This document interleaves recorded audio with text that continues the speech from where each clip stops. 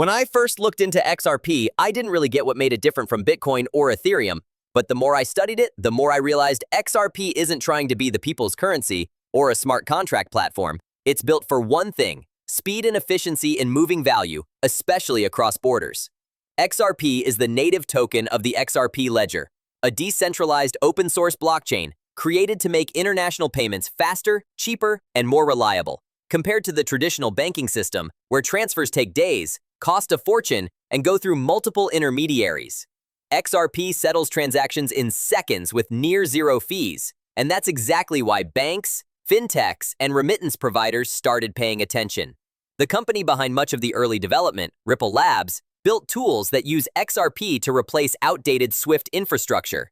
And even though Ripple, the company, and XRP, the asset, are technically separate, they're closely linked in the public eye, especially because of the long legal battle with the SEC, which accused XRP of being a security. That case went on for years, creating uncertainty around the token. But in 2023, there was a major turning point when a judge ruled that XRP is not a security when sold on exchanges, and that changed the narrative.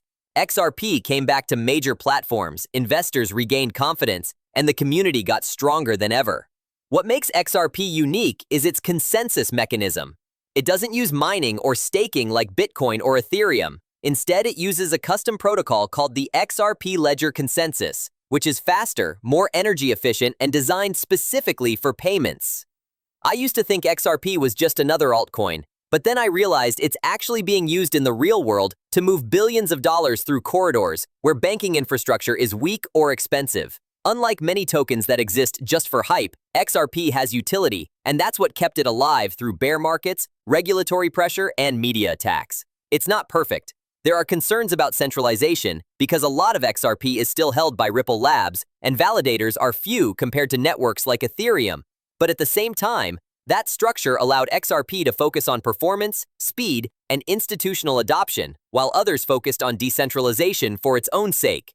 And even though some in crypto don't consider XRP truly decentralized, the truth is it works, and it solves a real problem, and that matters in a space full of promises and vaporware.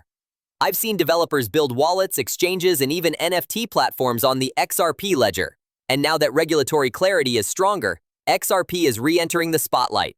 If you're trying to understand whether XRP has a future, you need to look beyond the headlines and study the infrastructure, the use cases, and the partnerships. And that's exactly what we broke down on blockchaindudes.com. No hype, no tribalism, just clear info on what XRP is, how it works, and where it's headed next.